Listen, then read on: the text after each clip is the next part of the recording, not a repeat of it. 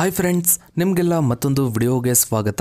Friends, ಕರ್ನಾಟಕದ ರಾಜಕೀಯದಲ್ಲಿ ತಮ್ಮದೇ ಆದ ಛಾಪು ಮೂಡಿಸಿರುವ ಕೆಲವು ನಾಯಕಿಯರಲ್ಲಿ ಲಕ್ಷ್ಮೀ ಹೆಬ್ಬಾಳ್ಕರ್ ಅವರು ಕೂಡ ಒಬ್ಬರು. ಇವರ ರಾಜಕೀಯ ಜೀವನವು ನಿರಂತರ ಹೋರಾಟ, ದೃಢ ಸಂಕಲ್ಪ ಮತ್ತು ಯಶಸ್ಸಿನ ಹೆಜ್ಜೆಗಳಿಂದ ಕೂಡಿದೆ. ಬೆಳಗಾವಿಯ ಸ್ಥಳೀಯ ರಾಜಕಾರಣದಿಂದ ಹಿಡಿದು ರಾಜ್ಯ ಮಟ್ಟದ ನಾಯಕಿಯಾಗಿ ಬೆಳೆದ ಇವರ ಪಯಣವು ಅನೇಕ ಸವಾಲುಗಳಿಂದ ಕೂಡಿದೆ. ಈ ವಿಡಿಯೋದಲ್ಲಿ ನಾವು ಲಕ್ಷ್ಮೀ ಹೆಬ್ಬಾಳ್ಕರ್ ಅವರ ವೈಯಕ್ತಿಕ ಹಿನ್ನೆಲೆ, ಹಂತವಾಗಿ ಬೆಳೆದು ಬಂದ ರಾಜಕೀಯ ವೃತ್ತಿ ಜೀವನ, ವಿವಾದಗಳು ಮತ್ತು ರಾಜ್ಯ ರಾಜಕಾರಣದ ಮೇಲೆ ಆಳವಾದ ಪ್ರಭಾವ ಬೀರಿರುವ ಉಪಮುಖ್ಯಮಂತ್ರಿ ಡಿ.ಕೆ. ಶಿವಕುಮಾರ್ ಅವರೊಂದಿಗಿನ ಇವರ ಸಂಬಂಧ ಹಾಗೂ ಯಶಸ್ಸಿನ ಹಿಂದಿನ ಕಾರ್ಯತಂತ್ರಗಳು, ಸವಾಲುಗಳ ಬಗ್ಗೆ ನೋಡ್ತಾ ಹೋಗೋಣ.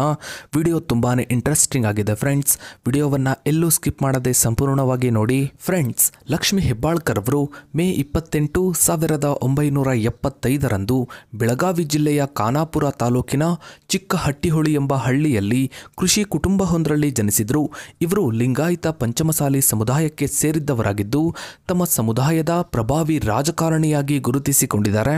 ಇನ್ನು ಲಕ್ಷ್ಮೀ ಹೆಬ್ಬಾಳ್ಕರ್ ಅವರು 2002ನೇ ಇಸ್ವಿಯಲ್ಲಿ ಮೈಸೂರು ಯೂನಿವರ್ಸಿಟಿಯಲ್ಲಿ ರಾಜ್ಯಶಾಸ್ತ್ರದಲ್ಲಿ ಸ್ನಾತಕೋತ್ತರ ಪದವಿಯನ್ನು ಪಡೆದರು.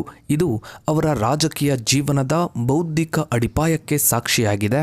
ಇನ್ನು ಇವರ ರಾಜಕೀಯ ಪಯಣವು 2004ರಲ್ಲಿ ಕಾಂಗ್ರೆಸ್ ಪಕ್ಷಕ್ಕೆ ಸೇರ್ಪಡೆಗೊಳ್ಳುವುದರೊಂದಿಗೆ ಆರಂಭವಾಯಿತು. ಆರಂಭದಲ್ಲಿ ಸಾಮಾನ್ಯ ಕಾರ್ಯಕರ್ತೆಯಾಗಿ ಗುರುತಿಸಿಕೊಂಡಿದ್ದ ಇವರು ತಮ್ಮ ಸಂಘಟನಾ ಕೌಶಲ್ಯದಿಂದ ಪಕ್ಷದ ಗಮನ ಸೆಳೆದರು. ನಂತರ 2010ರಲ್ಲಿ ಬೆಳಗಾವಿ ಜಿಲ್ಲಾ ಕಾಂಗ್ರೆಸ್ ಸಮಿತಿಯ ಮೊದಲ ಮಹಿಳಾ ಅಧ್ಯಕ್ಷರಾಗಿ ನೇಮಕಗೊಂಡರು. ಬೆಳಗಾವಿ ರಾಜಕಾರಣದಲ್ಲಿ ತಮ್ಮ ಸ್ಥಾನವನ್ನ ಗಟ್ಟಿಗೊಳಿಸಲು ಪ್ರಾರಂಭಿಸಿದರು. ಆರಂಭಿಕ ರಾಜಕೀಯ ಯಶಸ್ಸಿನ ನಂತರ ಇವರು ಚುನಾವಣಾ ರಾಜಕೀಯಕ್ಕೆ ಪ್ರವೇಶಿಸಿದರು. 2013ರಲ್ಲಿ ಕರ್ನಾಟಕ ವಿಧಾನಸಭೆ ಚುನಾವಣೆಯಲ್ಲಿ ಬೆಳಗಾವಿ ಗ್ರಾಮೀಣ ಕ್ಷೇತ್ರದಿಂದ ಸ್ಪರ್ಧಿಸಿ ಸೋಲನ್ನ ಕಂಡರು. ಆ ನಂತರ 2014ರ ಲೋಕಸಭಾ ಚುನಾವಣೆಯಲ್ಲಿ ಬೆಳಗಾವಿ ಕ್ಷೇತ್ರದಿಂದ ಸ್ಪರ್ಧಿಸಿದರೂ ಸಹ ಬಿಜೆಪಿಯ ಸುರೇಶ್ ಅಂಗಡಿ ಅವರ ವಿರುದ್ಧ ಸೋಲನ್ನ ಕಂಡರು. ಈ ಎರಡು ಪ್ರಮುಖ ಚುನಾವಣೆಗಳಲ್ಲಿನ ಈ ನಿರಂತರ ಸೋಲುಗಳು ಅವರ ರಾಜಕೀಯ ಜೀವನದ ಪ್ರಮುಖ ಘಟನೆಗಳಾಗಿವೆ.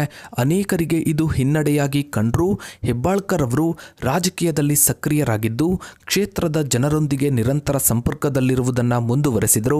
ಈ ದೃಢತೆ ಮತ್ತು ಜನಪರ ಕೆಲಸಗಳು ಅವರ ರಾಜಕೀಯ ಬುನಾದಿಯನ್ನ ಮತ್ತಷ್ಟು ಗಟ್ಟಿಗೊಳಿಸಿದ್ವು. ಇದು ಕೇವಲ ಚುನಾವಣಾ ಸಮಯದಲ್ಲಿ ಮಾತ್ರ ಕಾಣಿಸಿಕೊಳ್ಳುವ ನಾಯಕತ್ವವಲ್ಲ, ಬದಲಾಗಿ ಜನಸಾಮಾನ್ಯರ ಸಮಸ್ಯೆಗಳಿಗೆ ನಿರಂತರವಾಗಿ ಸ್ಪಂದಿಸುವ ನಾಯಕತ್ವದ ಗುಣವನ್ನ ಸೂಚಿಸುತ್ತೆ. ಈ ಆರಂಭಿಕ ಹೋರಾಟವು ನಂತರದ ಯಶಸ್ಸಿಗೆ ಭದ್ರ ಬುನಾದಿಯನ್ನ ಒದಗಿಸಿತು. ಸತತ 2 ಸೋಲುಗಳ ನಂತರ ಲಕ್ಷ್ಮೀ ಹೆಬ್ಬಾಳ್ಕರ್ ಅವರು 2018ರ ವಿಧಾನಸಭಾ ಚುನಾವಣೆಯಲ್ಲಿ ಬೆಳಗಾವಿ ಗ್ರಾಮೀಣ ಕ್ಷೇತ್ರದಿಂದ ಪುನಃ ಸ್ಪರ್ಧಿಸಿದರು.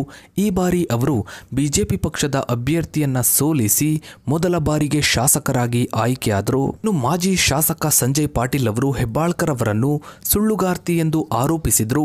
ಇದು ಇವರಿಬ್ಬರ ನಡುವಿನ ತೀವ್ರ ರಾಜಕೀಯ ಪೈಪೋಟಿಯನ್ನ ಎತ್ತಿ ತೋರಿಸಿತು. ಇನ್ನು 2023ರ ವಿಧಾನಸಭಾ ಚುನಾವಣೆಯಲ್ಲಿಯೂ ಇವರ ಗೆಲುವಿನ ಓಟ ಮುಂದುವರೆದಿದ್ದು ಈ ಬಾರಿ ಇವರು ಬೆಳಗಾವಿ ಗ್ರಾಮೀಣ ಕ್ಷೇತ್ರದಿಂದ ಪುನಃ ಆಯ್ಕೆಯಾಗಿದ್ದು ಬಿಜೆಪಿಯ ಅಭ್ಯರ್ಥಿಯನ್ನ ಸೋಲಿಸಿದ್ದಾರೆ.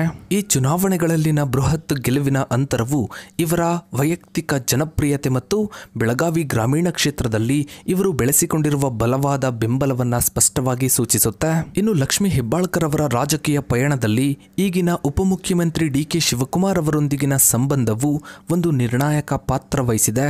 ಇವರಿಬ್ಬರ ನಡುವಿನ ನಿಕಟ ಒಡನಾಟವು ದಶಕಗಳಷ್ಟು ಹಳೆಯದು.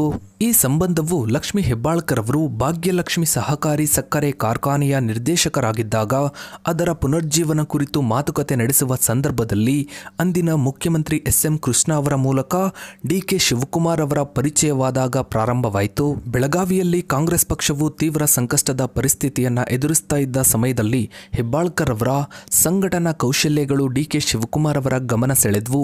ಅಂದಿನಿಂದ ಡಿ.ಕೆ. ಶಿವಕುಮಾರ್ ಅವರು ಹೆಬ್ಬಾಳ್ಕರ್ ಅವರಿಗೆ ರಾಜಕೀಯವಾಗಿ ಬೆಂಬಲವನ್ನ ನೀಡುತ್ತಾ ಬಂದರು. ಇದು ಅವರಿಗೆ ಪಕ್ಷದಲ್ಲಿ ಪ್ರಮುಖ ಹುದ್ದೆಗಳನ್ನು ಪಡೆಯಲು ಸಹಾಯಕವಾಯಿತು. ಲಕ್ಷ್ಮೀ ಹೆಬ್ಬಾಳ್ಕರ್ ಅವರ ಯಶಸ್ಸು ಮತ್ತು ಡಿ.ಕೆ. ಶಿವಕುಮಾರ್ ಅವರ ಬೆಂಬಲವು ಬೆಳಗಾವಿ ಸ್ಥಳೀಯ ರಾಜಕಾರಣದಲ್ಲಿ ಹೊಸ ಘರ್ಷಣೆಗೆ ಕಾರಣವಾಯಿತು. 2018ರಲ್ಲಿ ಬೆಳಗಾವಿ ಪ್ರಾಥಮಿಕ ಭೂ ಅಭಿವೃದ್ಧಿ ಬ್ಯಾಂಕ್ ಅಧ್ಯಕ್ಷ ಸ್ಥಾನದ ಚುನಾವಣೆಯಲ್ಲಿ ಡಿ.ಕೆ. ಶಿವಕುಮಾರ್ ಅವರು ಲಕ್ಷ್ಮೀ ಹೆಬ್ಬಾಳ್ಕರ್ ಅವರ ತಂಡಕ್ಕೆ ಬೆಂಬಲವನ್ನ ನೀಡಿದರು. ಈ ಚುನಾವಣೆಯಲ್ಲಿ ಹೆಬ್ಬಾಳ್ಕರ್ ತಂಡವು ಜಾರಕಿಹೊಳಿ ಸಹೋದರರ ತಂಡವನ್ನ ಸೋಲಿಸಿತು. ಇದು ರಮೇಶ್ ಜಾರಕಿಹೊಳಿ ಅವರ ತೀವ್ರ ಆಕ್ರೋಶಕ್ಕೆ ಕಾರಣವಾಯಿತು.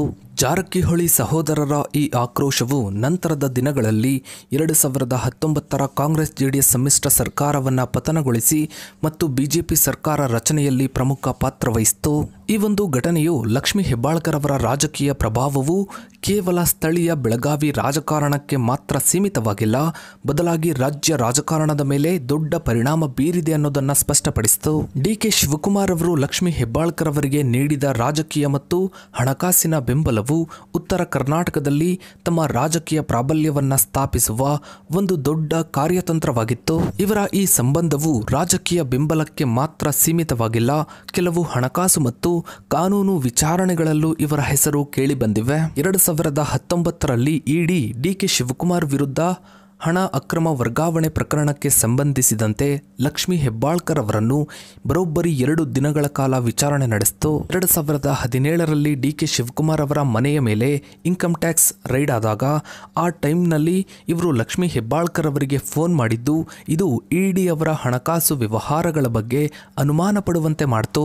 ಇದರ ಜೊತೆಗೆ ಡಿ.ಕೆ. ಶಿವಕುಮಾರ್ ಅವರು ಇಂಧನ ಸಚಿವರಾಗಿದ್ದಾಗ ಲಕ್ಷ್ಮೀ ಹೆಬ್ಬಾಳ್ಕರ್ ಅವರ ಒಡೆತನದ ಹರ್ಷ ಶುಗರ್ಸ್ ಕಂಪನಿಗೆ ಸಹಕಾರಿ ಬ್ಯಾಂಕುಗಳು ಸಾಲ ನೀಡಿದ್ದ ಬಗ್ಗೆ ಮತ್ತು ಸೋಲಾರ್ ಯೋಜನೆಗಳ ಟೆಂಡರ್ಗಳಲ್ಲಿ ಅವರ ಸಂಬಂಧಿಕರು ಭಾಗವಹಿಸಿದ್ದ ಬಗ್ಗೆ ವಿವಾದಗಳು ಸೃಷ್ಟಿಯಾದವು. ಈ ಎಲ್ಲ ವಿಚಾರಗಳು ಇವರ ರಾಜಕೀಯ ಸಂಬಂಧದ ಜೊತೆಗೆ ಹಣಕಾಸಿನ ಸಂಬಂಧದ ಎಲ್ಲ ಆಯಾಮಗಳನ್ನು ಸೂಚಿಸಿತು. ಇನ್ನು 2023ರ ವಿಧಾನಸಭಾ ಚುನಾವಣೆಯಲ್ಲಿ ಕಾಂಗ್ರೆಸ್ ಪಕ್ಷ ಅಧಿಕಾರಕ್ಕೆ ಬಂದ ನಂತರ ಲಕ್ಷ್ಮೀ ಹೆಬ್ಬಾಳ್ಕರ್ ಅವರಿಗೆ ಸಚಿವ ಸ್ಥಾನ ಲಭಿಸಿತು. ಸಿದ್ದರಾಮಯ್ಯ ಸಂಪುಟದಲ್ಲಿ ಸ್ಥಾನ ಪಡೆದ ಏಕೈಕ ಮಹಿಳಾ ಸಚಿವೆ ಎಂಬ ಗೌರವಕ್ಕೆ ಇವರು ಪಾತ್ರರಾದರು. ಇವರು ಮಹಿಳಾ ಮತ್ತು ಮಕ್ಕಳ ಕಲ್ಯಾಣ, ವಿಕಲಚೇತನರು ಮತ್ತು ಹಿರಿಯ ನಾಗರಿಕರ ಸಬಲೀಕರಣ ಇಲಾಖೆಗಳ ಸಚಿವರಾಗಿ ಅಧಿಕಾರವನ್ನ ಸ್ವೀಕರಿಸಿದರು. ಸಚಿವೆಯಾದ ನಂತರ ಇವರು ಕಾಂಗ್ರೆಸ್ ಸರ್ಕಾರದ ಪ್ರಮುಖ ಜನಪರ ಕಾರ್ಯಕ್ರಮಗಳನ್ನು ಯಶಸ್ವಿಯಾಗಿ ಅನುಷ್ಠಾನಗೊಳಿಸುವಲ್ಲಿ ಪ್ರಮುಖ ಪಾತ್ರ ವಹಿಸಿದರು. ಇನ್ನು ಲಕ್ಷ್ಮೀ ಹೆಬ್ಬಾಳ್ಕರ್ ಅವರ ರಾಜಕೀಯ ಜೀವನವು ಯಶಸ್ಸಿನ ಜೊತೆಗೆ ಕೆಲವು ವಿವಾದಗಳು ಮತ್ತು ಸವಾಲುಗಳನ್ನು ಕೂಡ ಕಂಡಿದೆ. ಹಣಕಾಸು ಮತ್ತು ವ್ಯಾಪಾರ ಸಂಬಂಧಿತ ವಿವಾದಗಳು ಅದರಲ್ಲಿ ಪ್ರಮುಖವಾಗಿವೆ. 2014ರ ಚುನಾವಣಾ ಅಫಿಡವಿಟ್ನಲ್ಲಿ ಅವರ ಆಸ್ತಿ ಸುಮಾರು 8 ಕೋಟಿ ರೂಪಾಯಿಗಳಷ್ಟಿತ್ತು.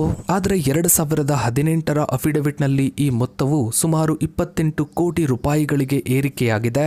ಈ ಆಸ್ತಿಯ ಏರಿಕೆಯು ರಾಜಕೀಯ ವಿರೋಧಿಗಳ ಟೀಕೆಗೆ ಒಳಗಾಗಿದೆ. ಅವರ ಒಡೆತನದ ಹರ್ಷ ಶುಗರ್ಸ್ ಸಂಸ್ಥೆಗೆ ಸಹಕಾರಿ ಬ್ಯಾಂಕುಗಳು ನೀಡಿದ ಸಾಲದ ಬಗ್ಗೆಯೂ ಪ್ರಶ್ನೆಗಳು ಎತ್ತಲಾಗಿದೆ. ಲಕ್ಷ್ಮೀ ಹೆಬ್ಬಾಳ್ಕರ್ ಅವರು ತಮ್ಮ ರಾಜಕೀಯ ಜೀವನದಲ್ಲಿ ಕೇವಲ ಯಶಸ್ಸನ್ನ ಮಾತ್ರವಲ್ಲದೆ ವಿವಾದಗಳನ್ನು ಕೂಡ ಕಂಡಿದ್ದಾರೆ. ಹೀಗಾಗಿ ರಾಜಕೀಯದಲ್ಲಿ ಮುಂದಿನ ದಿನಗಳಲ್ಲಿ ಅವರಿಗೆ ಒಳ್ಳೆಯ ಭವಿಷ್ಯ ಇದೆ ಅಂತ ಸಾಕಷ್ಟು ಜನ ತಮ್ಮ ಅಭಿಪ್ರಾಯವನ್ನ ವ್ಯಕ್ತಪಡಿಸ್ತಾ ಇದ್ದಾರೆ. ಸೊ ಫ್ರೆಂಡ್ಸ್, ಇದಾಗಿತ್ತು ಇವತ್ತಿನ ಈ ಒಂದು ವಿಡಿಯೋದ ಬಗ್ಗೆ ನಿಮ್ಮ ಅನಿಸಿಕೆ ಅಭಿಪ್ರಾಯಗಳನ್ನು ತಪ್ಪದೆ ಕಮೆಂಟ್ ಸೆಕ್ಷನ್ ಅಲ್ಲಿ ಕಮೆಂಟ್ ಮಾಡಿ. ಹಾಗೆ ವಿಡಿಯೋಗೊಂದು ಲೈಕ್ ಮಾಡ್ತಾ ವಿಡಿಯೋನ ಆದಷ್ಟು ಎಲ್ಲ ಕಡೆ ಶೇರ್ ಮಾಡಿ. ನೀವಿನ್ನೂ ನಮ್ಮ ಚಾನಲ್ಗೆ ಸಬ್ಸ್ಕ್ರೈಬ್ ಆಗಿಲ್ಲ ಅಂದರೆ ಕೆಳಗಡೆ ಕಾಣೋ ಸಬ್ಸ್ಕ್ರೈಬ್ ಬಟನ್ನ ಕ್ಲಿಕ್ ಮಾಡಿ. ಹಾಗೆ ಪಕ್ಕದಲ್ಲಿ ಕಾಣೋ ಬೆಲ್ ಐಕನ್ ಕೂಡ ಕ್ಲಿಕ್ ಮಾಡಿ. Thanks for watching.